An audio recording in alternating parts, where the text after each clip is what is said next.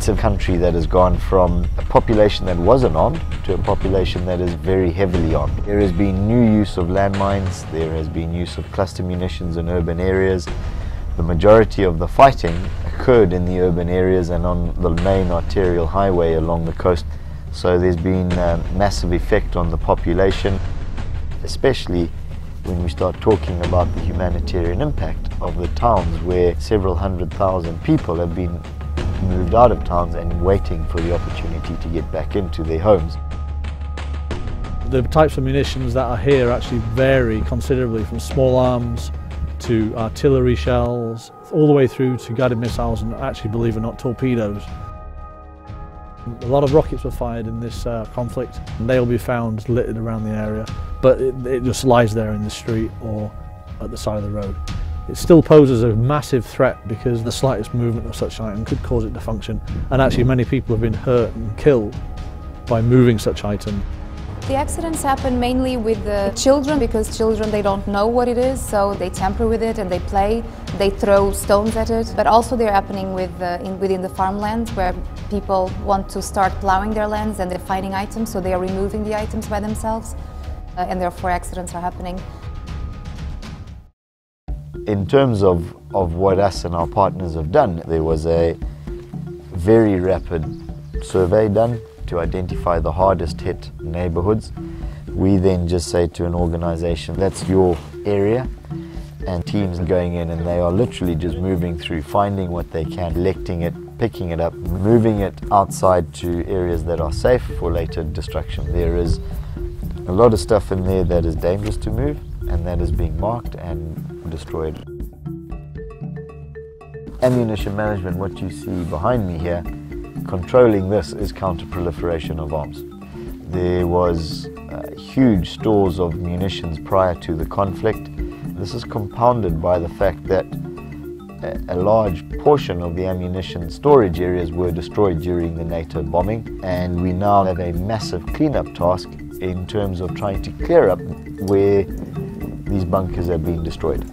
The problem comes where the munitions themselves can be taken away freely and used by subversive elements or smuggled out to other countries that could use them. If we can help the Libyans to control this, that means there's no arms going anywhere else. You know, without what happens on the ground, what you see here will rock up on a street in Europe.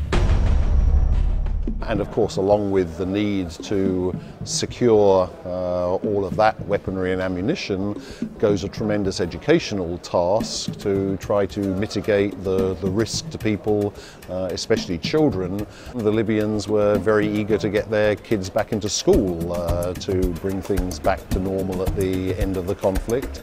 We have teams that are doing risk education, not just with remnants of war, but also regarding small arms and light weapons, because weapons misuse is a big problem in Libya at the moment, and many accidents are happening. So we are aiming to target all the schools with risk education sessions. Can you tell us where you've seen it? So far they've been responding really positively, and in fact the reporting of items have increased because of that, because people are more aware, whether it's children that then go back home with the leaflet that we have and then they report to their parents, or when we target it in the mosques, then it's the parents themselves that report back to us.